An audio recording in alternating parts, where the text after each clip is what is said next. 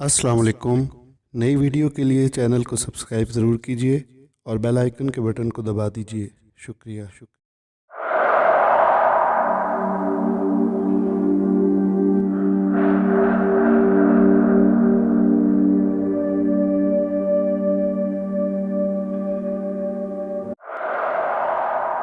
फौजिया मेरी पड़ोसन और बचपन की मोहब्बत थी। हम शादी करना चाहते थे मगर इसकी फैमिली किसी भी सूरत राज़ी नहीं थी। मैं हर मुमकिन कोशिश कर चुका था मगर नाकाम हुआ। मेरे वालिदैन 2 मरतबा इनके घर से बेइज्जत करके निकाले जा चुके थे। समझ नहीं आ रही थी कि किस तरीके से वो मेरी शादी पर मान जाएं। आखिरी बार जब फौजिया से मुलाकात हुई तो उसने मुझे दुखी खबर सुनाई।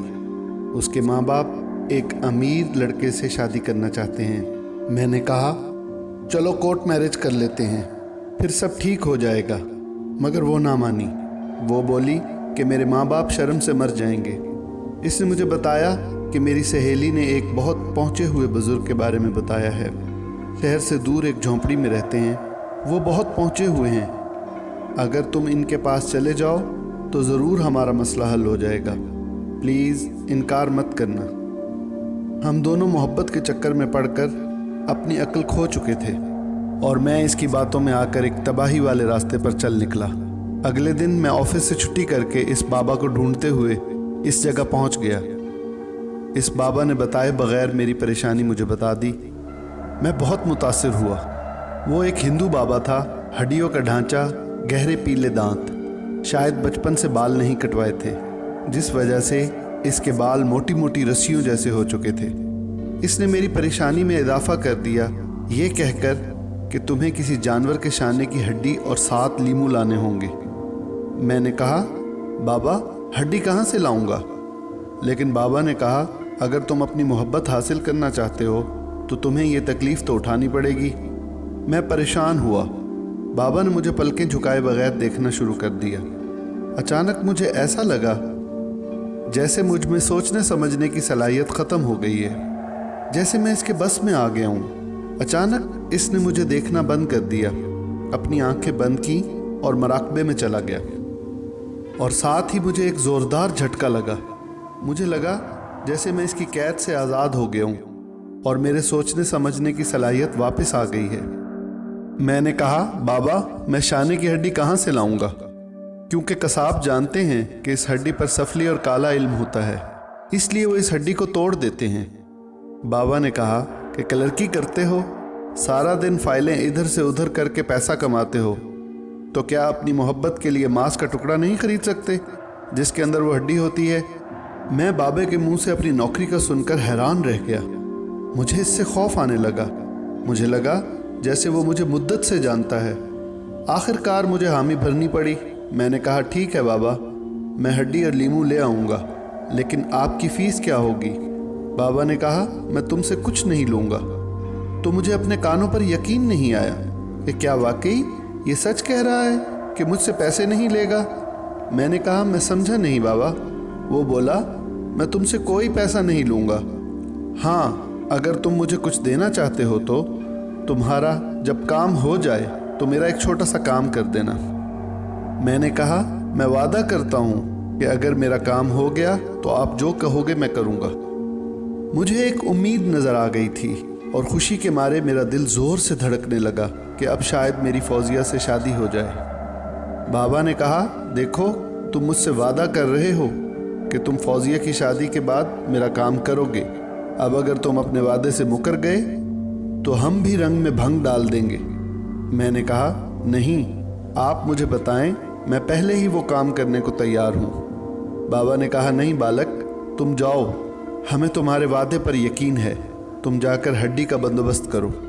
ये बोलकर वो दोबारा मराकबे में चला गया। अगले दिन मैंने अपने घर के करीब में तमाम कसाबों की दुकानें खंगाली, मगर किसी के पास मेरा मतलूबा टुकड़ा नहीं था। दूसरे इलाके से मुझे मेरी मतलूबा हड्डी वाले गोश्त का पूरा पीस मिल गया। वज़न करने के बाद कसाब जब इसकी बोटियां करने लगा तो मैंने इसको मना कर दिया कि मैं घर जाकर खुद कर लूँगा। कसाब ने कहा बेटा इसमें से निकलने वाली हड्डी ज़रूर तोड़ देना, अगर किसी खबीस के हाथ लग गई तो कई घर तबाह हो सकते हैं। मैंने गोश्त लिया और एक सुनसान जगह देखकर मैंने वो हड्डी अलग की और अगले दिन मैं इस बाबा के पास पहुंच गया। बाबा ने लीमू और हड्डी ली और कहा, ये तुमने अच्छा किया कि तुमने इसका पूरा टुकड़ा खरीद लिया, वरना कसाब या तो इस हड्डी को तोड़ देते हैं या फिर दागी कर देते हैं। मैंने कहा, बाबा क्या मुझे फिर अपने घर वालों को लड़की के घर भेजना पड़ेगा? क्योंकि अभी किसी सूरत मुमकिन नहीं, क्योंकि मेरे वालिदैन पहले ही बेइज्जती उठा चुके हैं। बाबा ने कहा, नहीं, अब तुम्हारे घर वालों को कहीं जाने की ज़रूरत नहीं, लड़की वाले खुद चल कर रिश्ता देने आएंगे। इसने फिर मेरी आंखों में झांका और मुझे लगा कि पहली मुलाकात की तरह फिर अपने हसार में वो मुझे ले रहा है। मैंने कहा, अब आप बताएं मैं आपके किस काम आ सकता हूँ? बाबा ने कहा, तुम्हें मालूम है तुम किस दिन पैदा हुए थे? मुझे ऐसा लग रहा था जैसे इसकी आवाज़ बहुत दूर से आ रही है और मैं हवा में मौलिक हूँ और मेरे इर्द गिर्द धुंध छाई हुई है। मैंने कहा, जी मैं फ़लाँ सन में पैदा हुआ था। वो बोला, नहीं बालक, मैं जन्म की तारीख नहीं पूछ रहा, चलो मैं खुद तुम्हें बता देता हूँ कि तुम कब पैदा हुए थे। इस दिन सूरज ग्रहण लगा हुआ था और फिर इसी रात को चंद्रमा को भी ग्रहण लगा था। ऐसा हज़ारों साल बाद होता है कि एक ही दिन और रात में सूरज और चांद को ग्रहण लगे।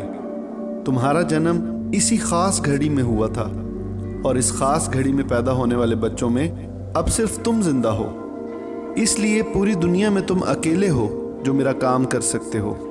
मेरे रोंगटे खड़े हो गए। मैंने कहा, मेरे वालिदैन ने तो मुझे कभी कुछ नहीं बताया। इसने कहा, हो सकता है इनके लिए ये कोई अहम बात ना हो, मगर हमारे लिए तो ये बात तुम्हें बहुत ख़ास बना देती है। अब तुम जाओ, कल तक तुम्हारा काम हो जाएगा, मगर याद रखना जब तुम्हारा काम हो जाए तो अपना वादा निभाने के लिए वापस आना होगा। अगर तुम ना आए तो तुम्हें बहुत नुकसान उठाना पड़ेगा, तब मुझसे गिला मत करना। मैं जहन में बेशुमार सवाल लेकर वापस आ गया। अगले दिन जब मैं ड्यूटी से वापस अपने घर पहुंचा तो फौजिया के वालिदैन को अपने घर में देखकर मेरे हाथ पांव फूल गए। वो सब बहुत अच्छे मूड में बातें कर रहे थे। इसके अब्बू उठकर मुझसे गले मिले। ये जैसे मौजज़ा हो गया था। अंकल ने मेरे वालिद वालदा से कहा, ठीक है शफीक साहिब, आप अगर कहते हैं तो हम ये मुहर्रम के चंद दिन रुक जाते हैं, वरना इस्लाम में तो कोई पाबंदी नहीं। मेरी माने तो आज निकाह कर देते हैं, नेक काम में देर नहीं करनी चाहिए। मेरे वालिद ने कहा, नहीं सलीम साहिब, शौक़ के दिनों में खुशी की तकरीब मुनासिब नहीं है, हम मुहर्रम के बाद धूमधाम से शादी करेंगे। अंकल ने कहा, ठीक है फौजिया, आप लोगों की अमानत है हमारे पास, आपकी जब मर्जी हो आकर ले जाइएगा। अंकल ने गुलाब जामुन उठाकर मेरा मुंह मीठा करवाया। खुशी की इंतहा नहीं थी, घर में खुशियां ही खुशियां थीं। मेरे अंग अंग से खुशी फूट रही थी। अगले दिन मैं मिठाई लेकर बाबा के पास पहुंच गया। मैं आज से पहले ऐसे लोगों को नफरत से देखता था, मगर आज इस बाबा की तमाम तर गंदी शख्सियत के बावजूद इसके सामने मुरीद की तरह बैठा था। मैंने अपनी अम्मी से भी तस्दीक कर ली थी। बाबा ने वाकई सच कहा था। मैं ऐसे ही दिन पैदा हुआ था जब सूरज और चांद दोनों को ग्रहण लगा था। मैंने बाबा से कहा, बाबा मुझे बताएं मैं आपके किस काम आ सकता हूँ? बाबा ने कहा, बता देंगे, ऐसी भी क्या जल्दी है। वैसे तुम्हारे वालिद ने इनकार करके अच्छा नहीं किया, इनको चाहिए था कि कल ही फौजिया को तुम्हारी दुल्हन बना कर ले आते, इसी बहाने तुम्हें हमारा काम करने से पहले मुआवजा मिल जाता। मैंने कहा, कोई बात नहीं बाबा जी, कुछ दिन मैं मज़ीद इंतज़ार कर लूँगा। आपने हमारा घर खुशियों से भर दिया है, मेरे लिए इतना काफ़ी है। अब बताइए मेरे लिए क्या हुक्म है? बाबा ने कहा, इतना इसरार कर रहे हो तो बता ही देते हैं। तुम्हें 3 काम करने हैं। जब तुम एक काम कर लोगे तब हम तुम्हें दूसरा और तीसरा काम बताएंगे। सबसे पहले तुम्हें हमारे लिए कच्ची मिट्टी के बने हुए 7 चिरागों का बंदोबस्त करना होगा। मैंने कहा, समझे, आपका काम हो गया। और कोई हुक्म? बाबा ने कहा, चिरागों को जलाने के लिए भी तो कुछ चाहिए होगा। मैंने कहा, जी बाबा जी, मैं तेल भी लेता आऊँगा। बाबा ने कहा, तेल नहीं बालक। मैंने कहा, आप हुक्म करें, आप जो कहेंगे मैं ले आऊँगा। बाबा ने कहा, खंजीर या कुत्ते की ताज़ा चर्बी चाहिए होगी। इसकी बात सुन के मुझे चक्कर आ गए। मैंने कहा, बाबा मैंने तो कभी मुर्गी भी ज़िबा नहीं की। یہ کام میں کیسے کروں گا؟ آپ کو جتنے پیسے چاہیے مجھ سے لے لیں اور کسی اور سے منگوا لیں۔ اس کی بات سن کر میرے پاؤں تلے سے زمین نکل گئی تھی۔ بابا نے کہا، تم ایسا کرو، جو پیسے مجھے دے رہے ہو وہ کسی اور کو دے کر اپنی اور فوزیہ کی شادی کا تعویذ بنوا لینا۔ میں نے جو تمہارا کام کیا ہے وہ میں ابھی ختم کر دیتا ہوں۔ میں سر پکڑ کر بیٹھ گیا۔ اچانک میرے ذہن میں ہماری گلی کے جمعدار کا خیال آیا۔ میں نے کہا، ٹھیک ہے بابا، آپ کو کتے کی تازہ چربی مل جائے گی۔ بابا نے کہا، یہ کام تمہیں اپنے ہاتھوں سے کرنا ہوگا، اس جمعدار کی لائی ہوئی چربی ہمارے کسی کام کی نہیں ہوگی۔ ہاں، تم اس سے کسی حد تک مدد لے سکتے ہو، مگر چربی تمہیں خود نکالنی ہوگی۔ اور ایک بات کا خاص خیال رکھنا، جب تم اسے ذبح کرو تو اپنے مذہب کے مطابق ذبح کرنا، جیسے حلال جانور کو ذبح کرتے وقت تکبیر پڑھتے ہو۔ میں اس کی باتیں سن کر سناٹے میں آ گیا، کیونکہ میرے ذہن میں جمعدار کا خیال آیا تھا اور وہ خیال اس بابا نے پڑھ لیا تھا۔ اس نے مجھے عجیب مصیبت میں پھنسا دیا تھا۔ میں نے مجبوری سے ہاں میں سر ہلا دیا۔ اس نے کہا، اب تم جاؤ اور تبھی آنا جب تم چراغ اور چربی لے آؤ۔ میں بھاری قدموں سے گھر آ گیا۔ مجھے مسلسل ایک ہی خیال آ رہا تھا کہ اگر کسی نے مجھے ایسا کرتے دیکھ لیا تو میں اپنے خاندان سمیت کسی کو منہ دکھانے کے لائق نہیں رہوں گا۔ رات کو فوزیہ سے بات ہوئی، لیکن میں اس کو بھی یہ بات بتانے کی جرات نہیں کر سکا۔ اگلے دن جب جمعدار آیا تو میں اس کا منتظر تھا۔ سب سے پہلے میں نے اس کو کافی سارے پیسے دیے۔ وہ حیران ہوا، پھر بولا، بابو جی آپ کو کیا چاہیے؟ میں نے کہا، مجھے نہیں، میرے ایک دوست کو ضرورت ہے۔ اگر تم نے کام کر دیا تو میں تمہیں اتنے پیسے اور دوں گا۔ میں نے اس کو کام بتایا اور اس کو ایک جگہ مقرر کر کے بتا دی۔ اگلے دن جب میں مقررہ جگہ پر پہنچا تو جمعدار ایک صحت مند کتے کے ساتھ وہاں موجود تھا۔ میں نے اسے بھیج دیا اور کتے کو لے کر قریب ہی ایک درختوں کے جھنڈ میں آ گیا۔ کتے کی میں نے ٹانگیں اور منہ باندھ کر اس کو بالکل بے بس کر دیا۔ تکبیر پھیر کر چربی نکالنے تک مجھے کوئی مشکل تو نہیں ہوئی، مگر مجھے خود سے نفرت ہو گئی۔ اس کام سے فارغ ہو کر بابا کے پاس پہنچا۔ مجھے دیکھتے ہی خوش ہو گیا اور میں نے وہ چیزیں اس کے سامنے رکھی۔ اس نے مجھے کہا، مجھے اندازہ ہے یہ سب کرنے میں تم کتنی تکلیف اٹھا رہے ہو، بس 2 کام اور کرنے ہیں، پھر میں تمہیں دنیا کا امیر ترین شخص بنا دوں گا۔ صرف 2 کام اور رہ گئے ہیں۔ میں بہت گھبرا گیا۔ میں نے کہا، وہ کیا ہے؟ وہ بولا، دیکھو، اگر تم ہمارا کام کرو گے تو ہم تمہیں وہ کچھ دیں گے جو تم نے خواب میں بھی نہیں سوچا ہوگا۔ ہم چند ہی دن میں تمہیں تمہارے آفس کی سب سے اونچی کرسی پر بٹھا دیں گے۔ اس شہر میں جس جگہ بولو گے وہاں بہترین گھر بنوا دیں گے۔ تمہاری تمام خواہشات پوری کریں گے۔ اگر تمہیں ہماری بات پر شک ہے تو ہم پہلے ہی یہ سب کچھ دینے کو تیار ہیں۔ اس کے بعد تم ہمارا کام کر دینا۔ ہم تم سے یہ سب کروانے کے لیے اس لیے مجبور ہیں کہ تم واحد شخص ہو جو یہ کر سکتے ہو، اور کوئی نہیں کر سکتا۔ مجھے 100% یقین تھا کہ وہ جو کچھ مجھے دینے کی بات کر رہا ہے وہ اسے پورا کرنے کی صلاحیت بھی رکھتا ہے، مگر اس کے کام میری طبیعت سے باہر تھے۔ میں برے طریقے سے پھنس چکا تھا۔ میں نے مردہ لہجے میں کہا، ٹھیک ہے، اب دوسرا کام بتائیں۔ وہ بولا، دوسرا کام یہ ہے کہ جب کسی نوجوان کنواری لڑکی کی لاش کو دفنایا جائے تو تم اسی رات کو قبر کھول کر اس کے کانوں اور ناک میں موجود روئی نکال کر لاؤ گے اور میں اس سے چراغوں کی بتیاں بناؤں گا۔ اس کی بات سن کر میرے پورے جسم پر پسینہ بہنا شروع ہو گیا۔ میری سوچنے کی تمام صلاحیتیں ختم ہو گئیں۔ میرا دل اتنی زور سے دھڑکا جیسے ابھی باہر آ جائے گا۔ میری آنکھوں کے سامنے فوزیہ کا عکس گھوم رہا تھا۔ وہ مجھے مل تو رہی تھی، مگر اس کی قیمت میری توقع سے کہیں زیادہ لگائی جا رہی تھی۔ میرے اپنے اندر جنگ چھڑ چکی تھی۔ ایک طرف دل چاہ رہا تھا لعنت بھیجو اس محبت کے کھیل پر اور اپنا ایمان بچا کر یہاں سے بھاگ جاؤ، مگر دوسرے ہی لمحے اندر سے آواز آتی کہ اس دنیا میں کیا کچھ نہیں ہو رہا۔ اگر میں اپنی محبت کو پانے کے لیے کچھ کر بھی دوں تو کون سا قیامت آ جائے گی۔ میں معاوف دماغ کے ساتھ واپس آ گیا۔ مجھے ایسا لگ رہا تھا جیسے میں پاگل ہو جاؤں گا۔ میں تو اندھیرے سے ہی خوف کھاتا تھا، ایسے میں کسی قبر کو کھولنے کا تصور ہی میرے لیے خوفناک تھا۔ اگلے 2 دن اسی کیفیت میں گزر گئے۔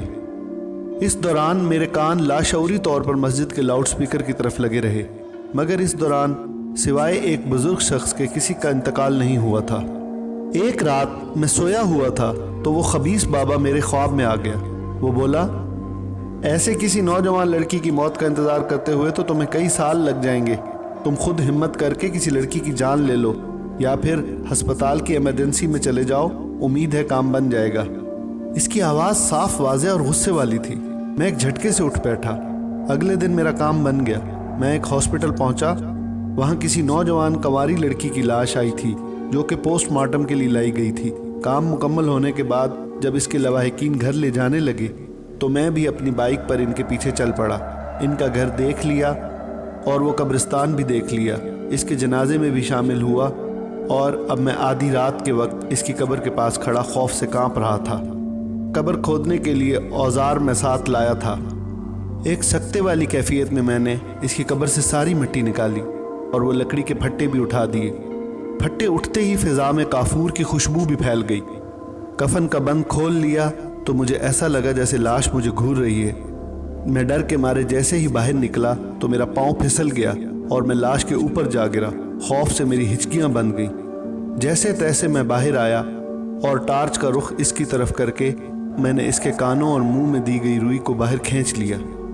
मुझे झुरझुरी आ गई। मैंने जल्दी से रुई अपने पास महफूज रख ली और वहां से भागा। इस वक्त मुझ में इतनी भी इखलाकी जुर्रत नहीं थी कि इस मासूम लड़की की कब्र को बंद कर देता। घर पहुंचने तक मुझे शदीद बुखार हो गया था और सुबह तक मुझे बार बार बेहोशी के दौरे पड़ने लगे थे। अब्बू मुझे अस्पताल ले गए। कई किस्म की ड्रिप्स और इंजेक्शन लगने के बाद तबीयत संभल गई तो हम रात को वापस आ गए। अगला पूरा दिन घर में आराम करके मैं शाम को बाबा के पास चला गया। बाबा मुझे देखकर इंतहाई जज्बाती हो गया। शाम का वक्त था। सूरज की किरणें बाबा के मुंह पर पड़ रही थी और इसका चेहरा दहकते हुए शोले की तरह लग रहा था। इसने कहा, बालक, हमने तुम्हें अपना पुत्र मान लिया है। हम तुम्हें इस दुनिया का अमीर तरीन शख्स बना देंगे। लोग तुम्हारी जैसी जिंदगी की तमन्ना करेंगे। तुम जिस नारी की तरफ देखोगे वो खुद तुम्हारे कदमों में आ बैठेगी।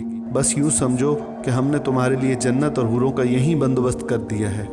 इसने तकब्बुराना अंदाज में कहा जैसे इस कायनात का सारा निज़ाम इसी के इशारे का मोहताज है। मैंने कहा, वो सब ठीक है, मगर इस रुई से आपको क्या हासिल होगा? वो बोला, हमने तुम्हें अपना पुत्र मान लिया है, इसलिए तुम्हें बताने में कोई हर्ज नहीं है। हम सारी उम्र तपस्या करके काले इल्म के 5वें दर्जे पर पहुँचे हैं। इस इल्म की तारीख में इस दर्जा पर पहुँचने वाले हम 7वें इंसान हैं। इससे आगे आज तक कोई नहीं बढ़ सका। अब मुझे तुम मिल गए हो। अब मुझे 6ठे दर्जे की ताकतें हासिल करने से कोई नहीं रोक सकता। बस तुम आखिरी चीज़ मुझ तक पहुंचा दो। इसके बाद सारी ज़िंदगी ऐश करो और ऐश भी ऐसा कि पूरी दुनिया हसरत करे। मैंने पूछा, तीसरा काम क्या है? वो बोला, आखिरी काम तो सारे कामों से ज़्यादा आसान है। तुम्हें बस इतना करना है कि तुम्हारी मुकद्दस मजहबी किताब के पहले 4 और आखिरी 3 वर्क चाहिए। मैंने चौंक कर पूछा, इनका क्या करोगे? वो बोला, जो 7 चिराग जलाऊंगा इन चिरागों के नीचे रखने हैं। इसकी बात सुनकर मेरे अंदर जैसे कोई चीज़ टूट गई। मैं लाहौल वाला पड़ता हुआ उछलकर खड़ा हो गया।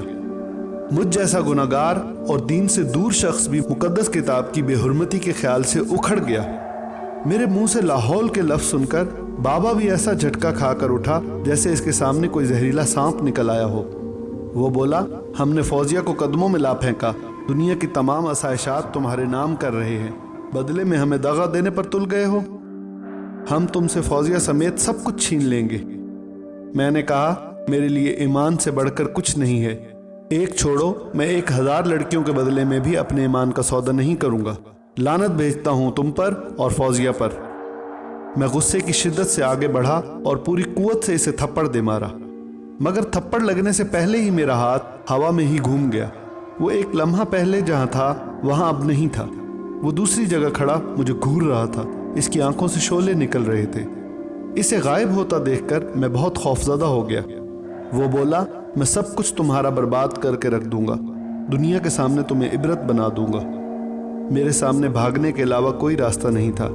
मैं कुरान मजीद की आयत ऊंची ऊंची पढ़ता बाइक तक पहुंचा और इसे आंधी तूफान की तरह उड़ाता हुआ शहर की तरफ आने लगा। अभी थोड़ा ही दूर गया था कि मेरी बाइक बंद हो गई। मेरी हर मुमकिन कोशिश के बावजूद बाइक दोबारा स्टार्ट ना हुई। मैं इसे पैदल ही लेकर चल पड़ा।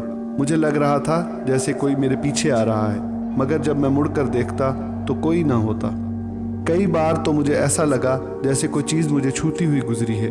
खौफ के मारे मेरे रोंगटे खड़े हो गए थे। मैं ऊंची ऊंची आयतुल कुर्सी पढ़ता रहा। आखिर मैं शहर पहुंच गया। रास्ते में एक दोस्त के घर अपनी बाइक खड़ी करने के बाद मैं बस के ज़रिए अपने स्टॉप पर पहुंच गया। मेरा घर चंद गलियों की मुसाफत पर था। रात गहरी हो गई थी। अभी मैं घर की तरफ चला ही था कि पूरे इलाके की बिजली बंद हो गई। अंधेरा इतना हो गया था कि मुझे कुछ नज़र नहीं आ रहा था। अचानक मुझे अपने पीछे किसी के चलने की आवाज़ आई, जैसे कोई औरत पाजेब पहनकर मेरे पीछे आ रही हो। मैंने पीछे देखा तो मुझे कुछ नज़र नहीं आया। मैं समझा मेरा वहम है। मैं चल पड़ा, लेकिन आवाज़ फिर आने लगी। मैंने फिर अपनी रफ्तार बढ़ा दी। मैं खौफ के मारे दौड़ने लगा। अपनी ज़िंदगी में पहले कभी इतना तेज़ नहीं दौड़ा था। अब मुझे ऐसा लग रहा था जैसे कोई औरत मेरे बराबर में दौड़ रही है। मैंने भागते हुए जब गर्दन मोड़ कर देखा तो एक काले रंग की बहुत छोटे कद की औरत, जिसकी आंखें लाल लाल थीं, इसकी गर्दन बिल्कुल मुड़ी हुई थी और लाल ज़बान बाहर निकली हुई थी। वो बहुत तेज़ी में मेरे साथ साथ दौड़ रही थी। मेरी टांगें खौफ से कांप रही थीं। मैं कदम कहीं रख रहा था और पड़ कहीं और रहा था। इसी असना में मैं अपनी गली में पहुंच गया तो दिल को कुछ हिम्मत हुई। अभी मैं अपने घर के सामने पहुंचा ही था कि मुझे अचानक किसी ने जोर से धक्का दिया तो मैं कलाबाजियां खाता हुआ बहुत दूर जा गिरा। जब मैंने देखा तो मेरी जान निकलने वाली हो गई। वही खबीस बाबा थोड़ी दूर खड़ा मुझे घूर रहा था। बोला, मैं तुम्हें आखिरी मौका दे रहा हूँ, अपने किए हुए वादे को पूरा करो, वरना तुम सारी ज़िंदगी फौजिया की शक्ल देखने को तरसोगे। मैं तुम्हारी ज़िंदगी दोज़ख बना के रख दूंगा, बिल्कुल गंदी नाली के कीड़े जैसी। इसने इंतहाई सर्द लहजे में मुझे वार्निंग दी। मैंने अपनी ताकत जमा की और कहा, मेरी जान ले सकते हो तो ले लो, मगर तुम मेरा ईमान किसी सूरत नहीं छीन सकते, चाहे तुम काले जादू के आखिरी दर्जे पर ही क्यों न पहुंच जाओ। मैं तुम पर और ऐसी मोहब्बत पर लानत भेजता हूँ जिसके लिए मुझे अपना ईमान गंवाना पड़े। ये आखिरी अल्फाज कहते हुए मेरा जहन अंधेरे में डूब गया और मुझे कुछ होश न रहा। जब मुझे होश आया तो मुझे जिस्म के मुख्तलिफ हिस्सों में उठने वाली दर्द की तेज़ लहरों का पता चला। मैंने कराहते हुए आंखें खोल दी। एक सफ़ेद दाढ़ी वाले फरिश्ता सूरत शख्स मेरे चेहरे पर पानी के छींटे डाल रहे थे और मेरे घर वाले गमज़दा मेरे आसपास खड़े थे। मुझे होश में आता देखकर सब खुश हो गए। इन बुजुर्ग ने कहा, सब लोग ज़रा बाहर जाएं, मुझे बच्चे से अकेले में कुछ बात करनी है। जब सब लोग बाहर चले गए तो मैंने कुछ कहने के लिए मुंह खोला ही था तो उन्होंने मुझे खामोश रहने का इशारा किया। वो बोले, तुम्हें कुछ कहने की ज़रूरत नहीं है, मुझे सब मालूम है कि तुम किन चक्रों में फंसकर इस खबीस के हत्थे चढ़े थे। तुम्हारे ईमानी जज्बात देखकर मेरी ड्यूटी लगाई गई है कि मैं तुम्हारी जान इससे छुड़वाऊं। तुम्हारी किस्मत अच्छी थी कि मैं बर वक्त पहुंच गया, वरना इस वक्त मुनकिर नकीर तुम्हारा हिसाब ले चुके होते। तुम मुबारकबाद के मुस्तहिक हो कि तुमने इसके लालच में आए बगैर अपनी अब्दी ज़िंदगी ख़राब नहीं कर ली। मैंने इस खबीस का ऐसा बंदोबस्त कर दिया है कि वो अब तुम्हें कभी तंग नहीं कर सकेगा। तुम्हें अपने घर वालों को बताने की ज़रूरत नहीं है, मैंने इन्हें कुछ नहीं बताया। और फौजिया का ख्याल जहन से निकाल दो, वो तुम्हारी किस्मत में नहीं है। अब मुझे इजाज़त दो। मैंने बेख्तियार पूछ लिया, आप कौन हैं? वो बोले, तुम्हें ये जानने की ज़रूरत नहीं और मुझे बताने की भी इजाज़त नहीं है। उन्होंने बात ख़त्म करने के बाद झुककर मेरे माथे पर बोसा दिया और कमरे से बाहर चले गए। मुझ पर हैबत तारी हो गई। मैं समझ गया वो किसी गैर मरई मखलूक से ताल्लुक़ रखते हैं। कुछ देर बाद मेरे सब घर वाले अंदर आ गए। अब्बू ने कहा, बेटा तुम ज़ख्मी कैसे हो गए? मैंने बात बनाई कि अब्बू, छोटा सा हादसा हो गया था, गली तक तो पहुंच गया लेकिन फिर अचानक गिरकर बेहोश हो गया। अम्मी बेख्तियार मुझे देखे जा रही थी। वो मेरी इतनी सी चोट पर इतनी परेशान हो गई थी। अगर आज मुझे कुछ हो जाता तो अम्मी का क्या हाल होता। मैंने अम्मी की गोद में सर रखा और छोटे बच्चों की तरह रोने लगा। दूसरे ही दिन फौजिया के घर वाले अचानक किसी और जगह चले गए थे। महीनों बाद भी इनकी कोई खबर ना आई तो हमें मजबूरन शादी की तारीख को ख़त्म करना पड़ा। आज मैं अपने 4 बच्चों के साथ एक भरपूर ज़िंदगी गुजार रहा हूँ और फरियाल जैसी हसीन और मोहब्बत करने वाली बीवी के साथ मैं अल्लाह का जितना शुक्र अदा करूँ कम है। तो दोस्तों, आपको ये कहानी कैसी लगी? कहानी पसंद आने की सूरत में इसे लाइक कीजिए, शेयर कीजिए और हमारे चैनल डर की दुनिया को सब्सक्राइब कर दीजिए और बेल आइकन को ज़रूर प्रेस किया कीजिए ताकि हमारी हर नई कहानी आपको बर वक्त मिल सके। अब तक के लिए इजाज़त दीजिए। अल्लाह हाफ़िज़।